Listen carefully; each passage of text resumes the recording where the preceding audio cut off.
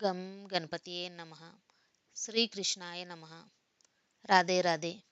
ఈరోజు వీడియోలో మనము భగవద్గీతలోని 2వ అధ్యాయము సాంఖ్యయోగము నుంచి 25వ శ్లోకము చూద్దాము. అవ్యక్తోయమచింత్యోయం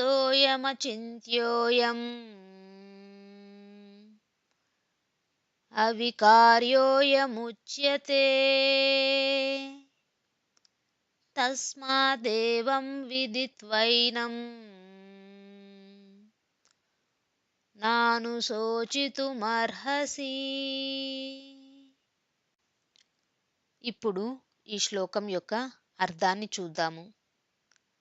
అవ్యక్తః అవ్యక్తమైన కనిపించని, అయం ఈ ఆత్మ, అచింత్యః మనస్సుకు అందనిది, అయం ఈ ఆత్మ, అవికార్యః మార్పుకు లోను కానిది, వికారములు లేనిది, అయం ఈ ఆత్మ, ఉచ్యతే చెప్పబడును, తస్మాత్ కాబట్టి, ఏవం ఈ విధంగా, విదిత్వా తెలుసుకొని, ఏనం ఈ ఆత్మ, నా కాదు, అనుశోచితుం శోకించుట, అర్హసి తగును.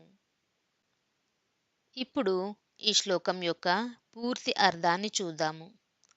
ఆత్మ అనేది అవ్యక్తమైనది, కనిపించనిది, ఊహాతీతమైనది మరియు మార్పులేనిది.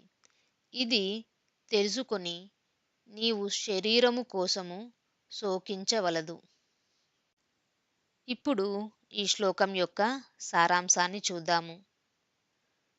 భౌతిక శక్తి నుంచి తయారైన మన నేత్రములు కేవలం భౌతిక వస్తువులను మాత్రమే చూడగలవు.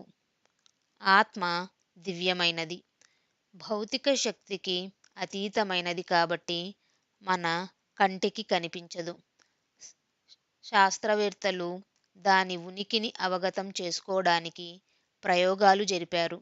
చనిపోతున్న వ్యక్తిని ఒక గాజు పేటికలో ఉంచి దానిని గట్టిగా మూసివేశారు. ఆత్మ నిష్క్రమణ సమయంలో గాజు పగుళ్ళు సంభవిస్తాయేమో అని చూశారు. కానీ గాజు పేటిక పగలకుండానే ఆత్మ శరీరాన్ని విడిచి వెళ్ళిపోయింది. అత్యంత సూక్ష్మమైనది కావటం వలన తన కదలిక కోసం ఆత్మకి భౌతిక స్థలం అవసరం లేదు. భౌతిక శక్తి కన్నా సూక్ష్మమైనందువల్ల అది మన మనస్సు యొక్క ఊహకు అందనిది. కఠోపనిషత్తు ఇలా పేర్కొంటున్నది. ఇంద్రియముల కన్నా ఇంద్రియ పదార్థములు మించినవి. ఇంద్రియ పదార్థముల కన్నా మనస్సు సూక్ష్మమైనది. మనస్సు కన్నా బుద్ధి మించినది. బుద్ధి కన్నా సూక్ష్మమైనది ఆత్మ. ప్రాకృతిక మనస్సు భౌతిక విషయములనే గ్రహించగలదు. అంతేకాని దివ్యమైన ఆత్మను దాని ఆలోచన శక్తి ద్వారా అందుకోలేదు. అందువలన ఆత్మజ్ఞానం తెలుసుకోవటానికి బాహ్య మూలాధారములు అవసరం. అవే శాస్త్ర గ్రంథాలు మరియు గురువు. ఇంతటితో ఈ వీడియోను ముగిస్తూ మరొక వీడియోలో 2వ అధ్యాయము నుంచి 26వ శ్లోకంతో మళ్ళీ కలుద్దాము. ధన్యవాదాలు.